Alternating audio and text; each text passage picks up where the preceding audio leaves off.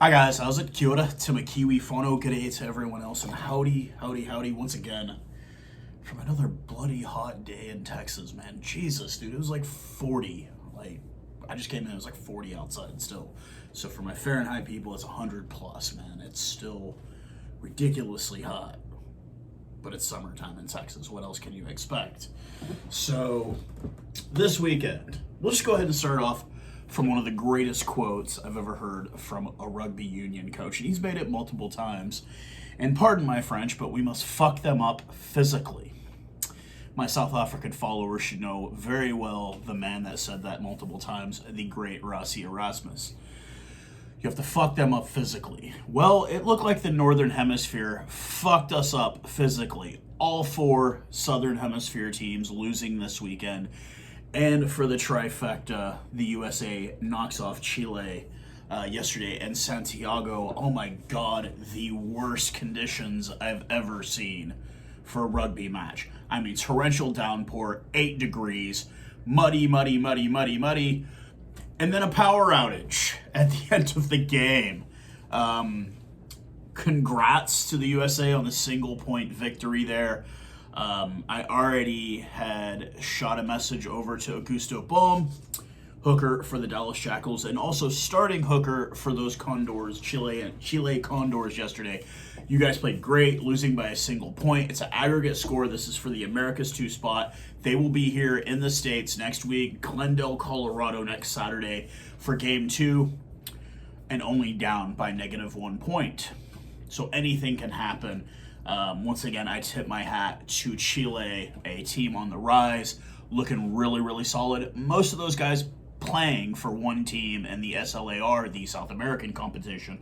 So that will be the first score out of the way. We will go ahead and get that out of the way.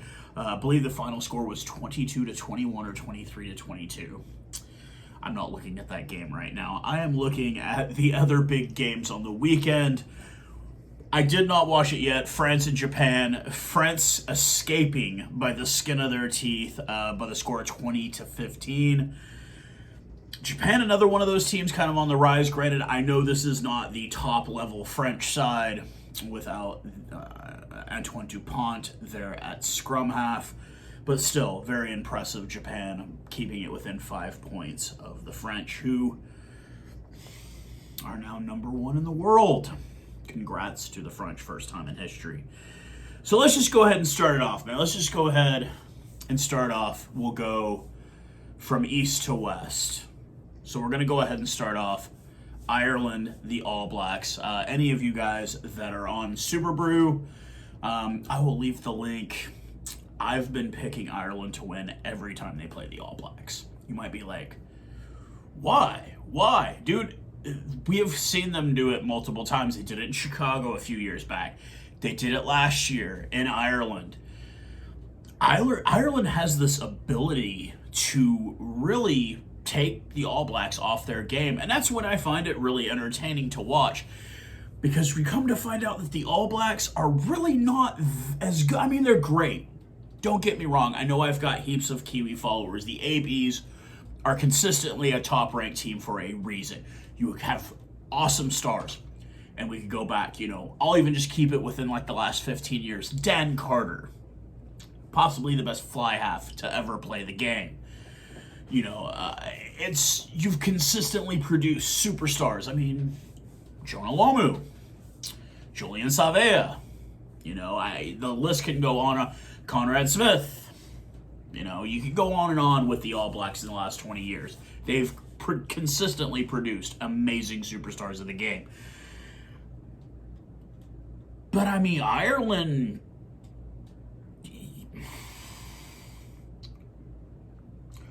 scores a try. Porter gets a try within the 3rd minute of the game. Ireland has this ability to take the All Blacks off their game. And you might be like, hey, how do they do that? Well, the All Blacks rely heavily on their backs. And if you make their backs have to play defense because their forwards are not handling business, or they're in the sin bin, they don't really play the best defense. Look, I love Rico Ioane. I remember him making his debut. Really great guy. The guy plays no defense. Hands down, he is a defensive liability. And any of my All Black friend fans, you can argue all day. You know I'm telling the truth. He is a defensive liability. Your two best centers are not playing right now. Anton Leonard-Brown and Jack Goodhue are your two best centers. No question. There's no argument there. Quinn Tupaia, I mean, he's all right. Rico is no defense. Peter Gasol, you could, well, he's a flanker, excuse me, my bad. But you just don't have good centers right now. Now, you have a world-class fullback. I would love to have Jordy Barrett in the green and gold. Absolutely amazing boot on the guy. Huge size, fast as hell. But you can't depend on that. So, start off early, man. Porter gets in at the 3rd minute. You get Leicester Fainganuku, who gets a yellow card at the 17th minute because he goes up to catch a ball, lays a knee into a guy. That's it. It's a 10-minute. Goes to the sin bin. Angus Ta'avao comes on in the 26th minute after Ofa Tuongafasi gets a yellow card and makes it all of a couple of minutes on the field and tackles the guy with his face into the guy's face. They both hit the ground immediately. You go back to the replay, it's a red card. It's head contact. Granted, he used his own face to contact the guy, but there was absolutely he had a moment to stop. He didn't stop. So, Angus Ta'avao, one of my favorite players in all of New Zealand, not just because he's a Chief, just because I think the guy's hilarious. I think he has a long career in front of the camera. He's absolutely just loose as a goose, real nice dude, loves his kid. His kid has some disability issues. He loves his kid. Didn't make the conventional route to be an All Black. Went to Australia, tried to become a Wallaby. Didn't really work out. Played in the NRC. Didn't really work out for him. Played in the Taws for a bit. Didn't really work out. Came back to New Zealand. Represents Auckland and NPC. Plays for the Chiefs. But gets a red card. Yeah, so you're down a man for the rest of the game. It just didn't get any better. I mean, Bowden Barrett finally gets a try at the 41st minute before they go into half. You get a try from Porter at the 3rd minute. Sexton converts. He also has a penalty at the 14th minute. Will Jordan finally comes across at the 78th minute for the All Blacks. I just saw that, and that's when I turned the game off. And Jordy Barrett was one of 2 on conversions. He got one at the 42nd minute, missed the other one. So final score, 23-12. The All Blacks got schooled. No better way to say it. The All Blacks got schooled. Ireland beat you, took you out of your comfort zone, just like they did last year in the Northern Tour. They took you out of your comfort zone.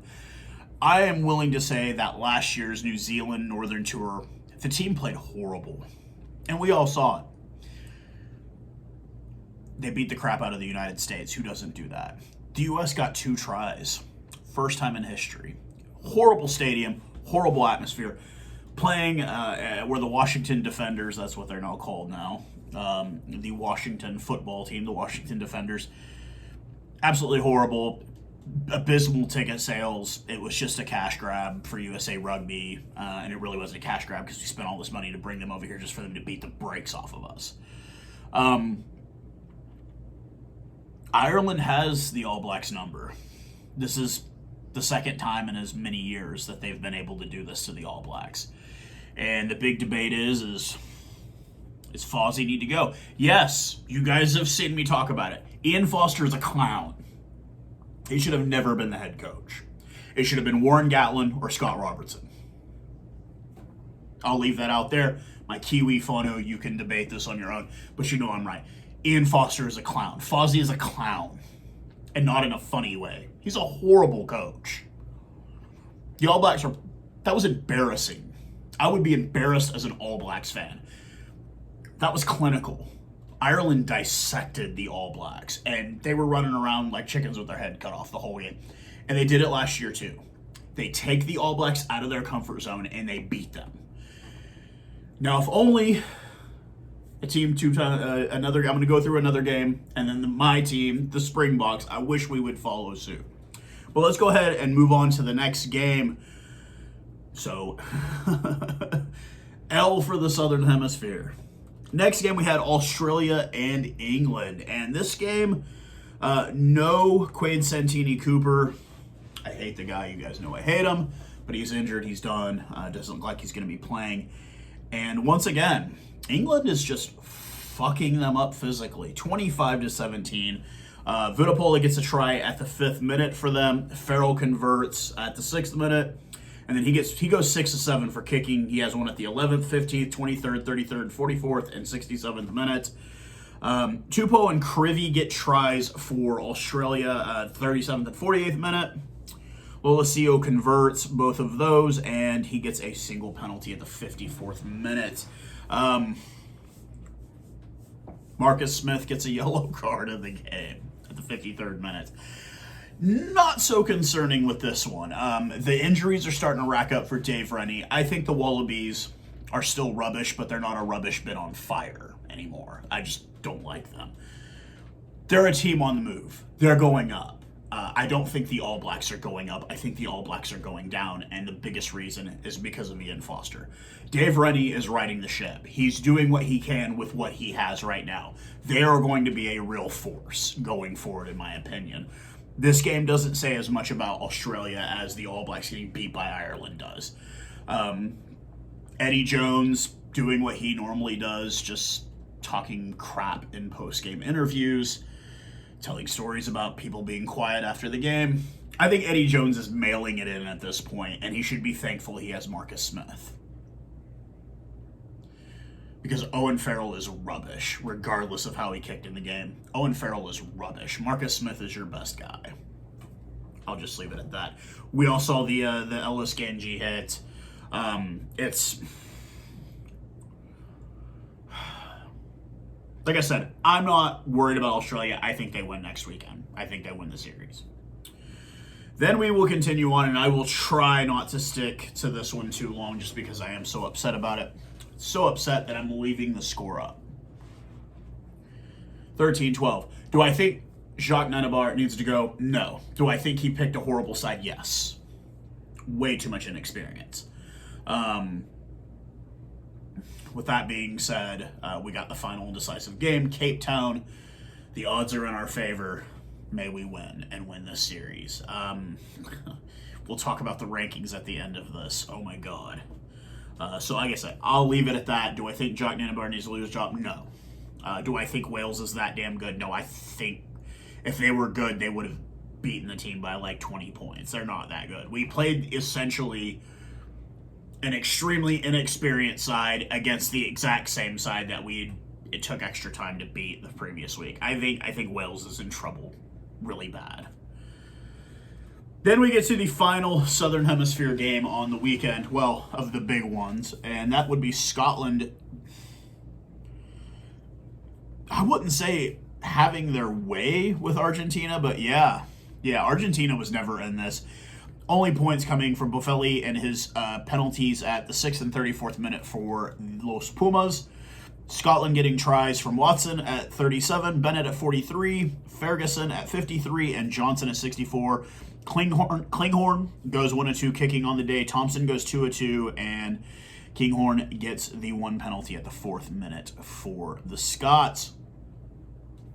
Michael Cheika, second game as a head coach. It's going to take a bit of work for him. I think he is doing a pretty veteran heavy side. Congrats to Hamish Watson on his 50th cap. I kind of had written that actually on my paper here.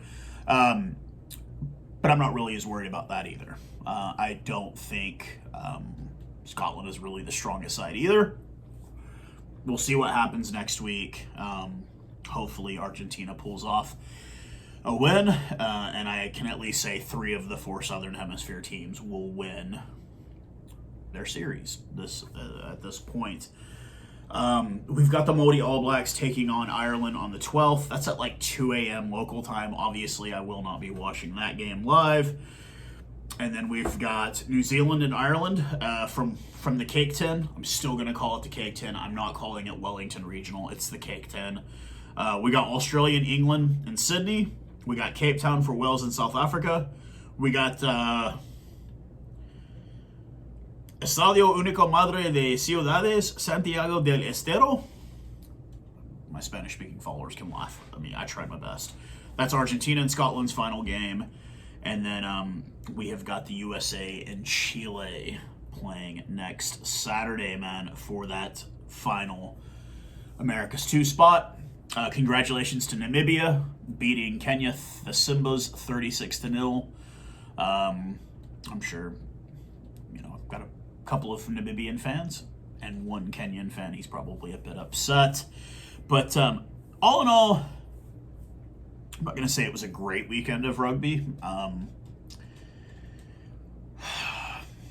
The Springboks losing sucks. I hate this feeling. I really hated it last year at the Rugby Championship, but I understood it was going to happen because we hadn't been playing a lot. It really pisses me off the games that we should have won. I'm going to go ahead and just tell everybody I'm picking Ireland to win next week. And if I was an All Blacks, a strictly All Blacks fan, I would be in a state of absolute emergency at this point, guys. You are in a state of emergency. Your coach is not stewarding your game whatsoever. I'd love to get into a debate. If I could find any other Kiwi guys that want to talk about Ian Foster, Fozzie the Clown. Fozzie the Clown, that's what I'm going to start calling Fozzie the Clown. I would love to talk about it with you because I think you picked NZRU needs to answer why they even picked him to coach. I was also under the belief that I thought Warren Gatland was going to be the next coach. He came back to New Zealand. I'm thinking maybe it probably had something to do with he wouldn't not do that final British and Irish Lions tour, and maybe that's the truth. I get why Scott Robertson isn't. He hasn't proven himself at the next level. But that guy builds something out of nothing every year down there in Canterbury. Fozzie is a joke. Even his press conference, it's just like, dude, shut your stupid face, dude. You're not doing anything smart here. Don't want to make this a Fozzie bash video, but I just got to bring that up, man. I think what's good for rugby is good for us all, and I don't like... Yeah, it's hard to see it because, as much as I love the Springboks, I have a special place in my heart for the All Blacks, and it's... Yeah. I don't want to see them fall that bad, but that's just me. So, wow. Okay, I guess all those rankings, they haven't been updated, but I do know that France is number 1, and we have fallen to, I believe, number 3 in the world, and New Zealand is at 4. Yeah, it does not. I think it's France, Ireland, South Africa, New Zealand are the rankings now. It's funny because people will say, oh, the rankings don't really mean, because I'll pretend that I don't care, but the reality is I kind of do. I want the Springboks to have that 1 next to him, but really all that 1 is a giant target on you is what it is. Everyone wants to take you down. And I've heard it many times, but I'll bring up Brittany Wagner, Last Chance U. She was the academic, person that helped make sure these guys were eligible to play college football. And when you've won that much, people will start coming just to watch you lose because they want to see you lose. And that's kind of how the All Blacks have been. You win that much, people just want to watch you lose just because it's odd. We all remember that, 17-18 game winning streak they went on. That was ended by... Yep, the Irish. And it's just, I'd like to see. I'm going to pick the Irish to win next week. I'm going to pick Australia to win over England. I'm going to pick the Springboks to bounce back in a good way over Wales. And I will pick Argentina over Scotland. I think France gets the sweep over Japan. And, it would not shock me one bit to see Chile beat the United States. We're supposed to be hosting the Rugby World Cup here in, 7 years, 8 years. 9 years. And watch us have to struggle to even make the World Cup. Would not shock me one bit. Would suck, but would not shock me one bit. But until then, guys, wait till we get these lineup videos. You already know I got to do my Springbok Wales lineup video. I'm really interested to see what Coach Jacques Nienaber puts together, who he decides to keep. I'm on the Rus train. I know a lot of people are on the Jasper Vise train. I'm all about Evan Rus. I think he was great. You know what? Give me Dion Forey coming off the bench. Give me Dion Forey coming off the bench. You heard it here, folks. I'm on the Dion Forey because I'm an old dude, too. And I thought he played a hell of a game. Bring his ass off the bench. And one last bit of controversy. I'll take everybody except Sia Khaleesi at flanker. And that's how I'll end the video. Hope everybody's doing fine, has a good week. I'll talk to you guys again soon. Cheers, guys.